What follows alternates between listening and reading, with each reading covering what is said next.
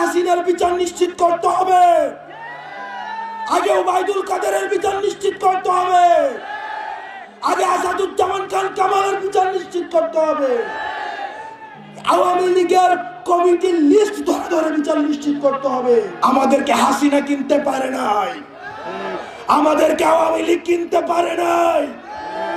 আমরা ত্যাপ্ত কণ্ঠে বলতে চাই, এই তরুণ প্রজন্মের সাথে আপনারা যারা বেঈমানি করবেন, আপনারা আমাদের আসনের লোভ দেখাবেন, আপনারা বলবেন আমরা মুখ আসন ছেড়ে দিব, পার্লামেন্টে একটা সিট দিয়ে আপনারা আমাদেরকে কিনতে পারবেন না।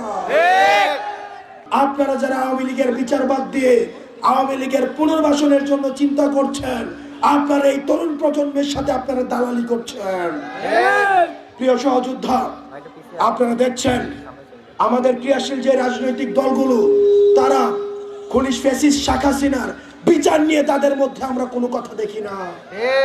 আমরা দেখি আগামী নির্বাচনে আওয়ামী লীগ থাকবে কি থাকবে না সেটি নিয়ে তাদের মধ্যে আলাপ আলোচনা হচ্ছে, কিন্তু আওয়ামী লীগকে কিভাবে নিষিদ্ধ করা যায় সেটি নিয়ে তাদের মধ্যে কোনো আলাপ আলোচনা নাই।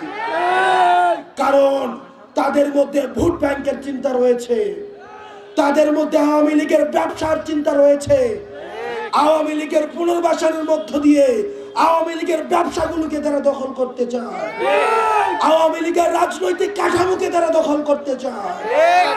আমরা তরুণ প্রজন্ম স্পষ্ট ভাবে বলতে চাই, আওয়ামী লীগ নির্বাচনে আসবে কি আসবে না, আওয়ামী লীগ পলিটিক্যালি ফাংশন করবে কি করবে না, এই আলাপ আলোচনা অনেক পরে।